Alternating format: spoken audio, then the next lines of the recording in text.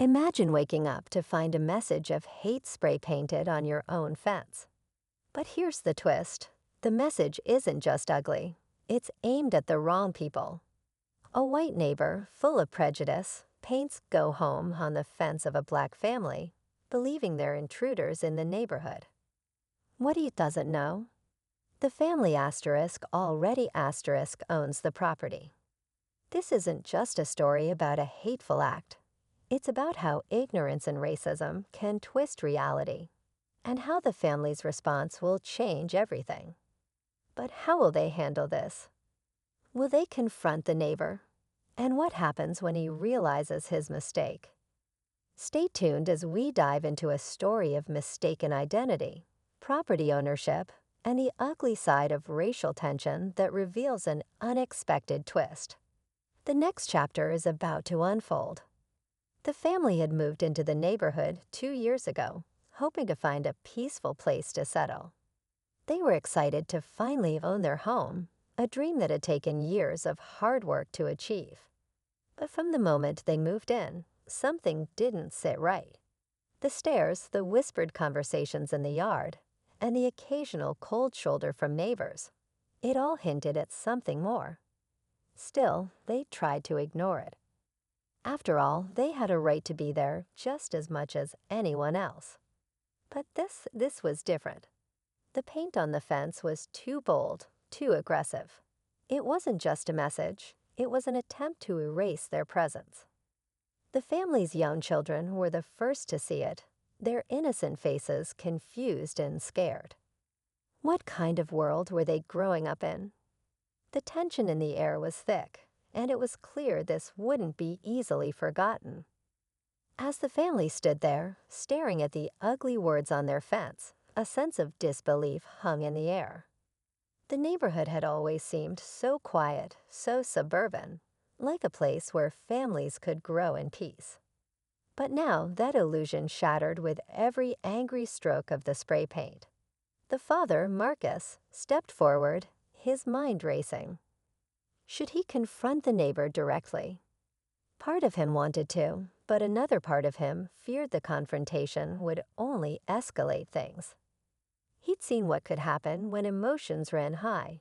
He didn't want to risk his family's safety over something that felt so small, yet so significant. His wife, Tamika, had always been the calm one, the glue that held everything together. But even she couldn't hide the hurt in her eyes. She had grown up in neighborhoods where these kinds of actions weren't surprising. But to see it now, on their own property, made it feel personal, like a reminder of the fight that was never really over. Meanwhile, next door, the neighbor, Greg, had no idea what his actions were about to set in motion. He'd seen the family as outsiders, unfamiliar with their history and struggles. In his mind, they didn't belong, and this was his way of reclaiming some sort of power. But the morning after the incident, as he stood by his own fence, feeling proud of his message, a subtle unease began to creep in. His wife, Sarah, had seen the news stories, the ones about racial tensions and hate crimes. She had a sinking feeling about what her husband had done, though she wasn't sure how to confront it. The idea that something so simple could have such a deep impact hadn't fully registered until now. Greg's world was about to turn upside down, and he was still unaware of the fire he had just started. Meanwhile, Marcus and Tamika were grappling with whether they should fight back in some way, or just quietly clean up the mess and move on. But in the back of their minds, something told them this wouldn't be the last time they'd face something like this. The tension was only building, and it was impossible to predict what would come next. As the hours passed, Marcus couldn't shake the feeling of being watched. The neighborhood felt different now.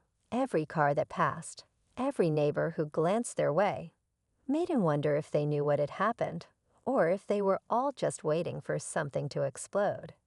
He spent the rest of the morning pacing in the living room, trying to figure out his next move. Should he report it to the authorities? Should he demand an apology? Every instinct pulled him to confront Greg directly, but he hesitated, not knowing what kind of person he was dealing with. Tamika had stayed calm all morning, but as she watched the kids play in the backyard, her eyes kept darting back to the fence. Her mind was racing too. She knew the stakes were higher than just a hateful message on a fence. It was about their safety, about making sure their kids didn't grow up thinking this kind of behavior was just something they had to accept. But what could they really do? Late that afternoon, Greg finally came over. He had been pacing in his own house, second-guessing his actions ever since Sarah mentioned the possibility that the family had been there longer than he thought. His guilt started to settle in. Late that afternoon, Greg finally came over. He had been pacing in his own house, second-guessing his actions ever since Sarah mentioned the possibility that the family had been there longer than he thought. His guilt started to settle in. The silence between them stretched out for what felt like an eternity. Greg's breath caught in his throat as Marcus didn't say a word, just staring at him with an unreadable expression. For a split second, Greg wondered if he was about to be confronted with anger, or even worse, an accusation he didn't know how to justify. But then Marcus spoke, his voice calm, almost eerily so. "Do you really think it's okay to paint hate on someone's property just because you don't like the color of their skin?" Marcus's words hit harder than any punch, and Greg immediately felt the weight of his ignorance crashing down on him. He opened his mouth to speak, to apologize, but before he could get a word out, Tamika stepped in from the side, her voice steady but fierce. "We own this property," she said, her eyes locked onto Greg's, "and we don't need your permission to exist here." But before Greg could process the impact of her words, there was another sound. A car screeching to a halt at the curb, followed by the loud bang of a door slamming open. The sudden appearance of a second figure, another neighbor, took them both by surprise. It was Larry, the man who had lived 2 doors down, known in the neighborhood as someone who keeps to himself. He didn't speak to many people, and when he did, it was usually in passing. But today, there was something different in his eyes. He was holding a paint can. "I saw what you did," Larry said, voice low but sharp, "and I've been watching you, Greg. I don't think you understand the kind of mess you just made. It's not just the fence. It's everything."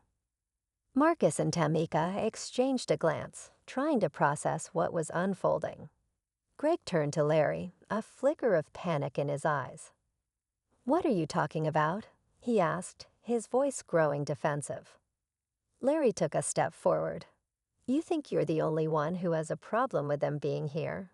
he asked, voice rising now, drawing attention from the nearby windows. "The whole block knows what you did, Greg. Some of us just didn't feel like stepping up, until now." The words hung in the air like a warning, and for a moment, everything felt suspended in time. The weight of the situation shifted dramatically.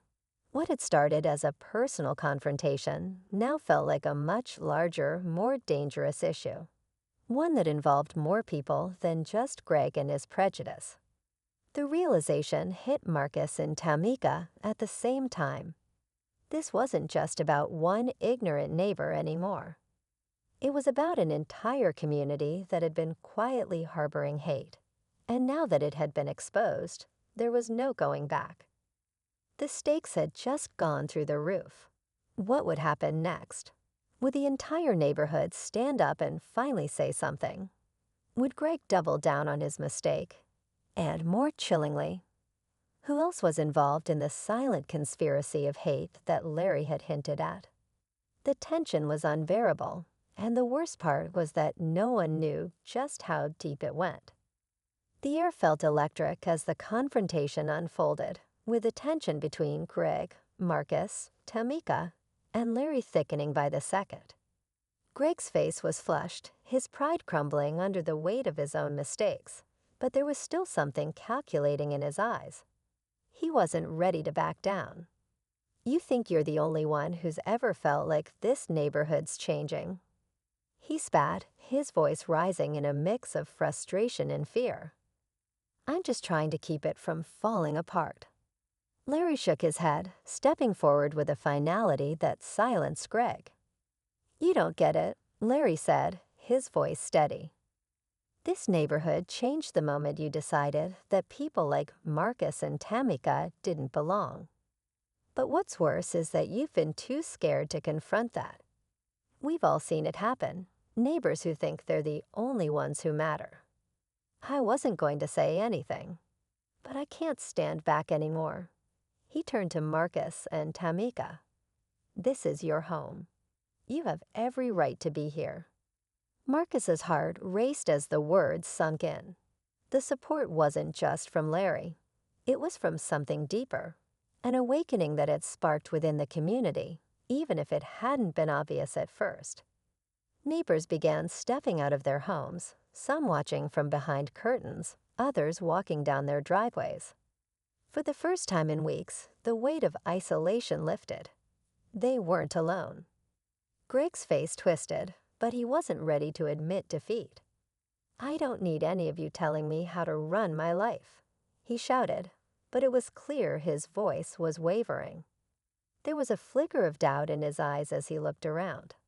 The crowd that had gathered wasn't going anywhere.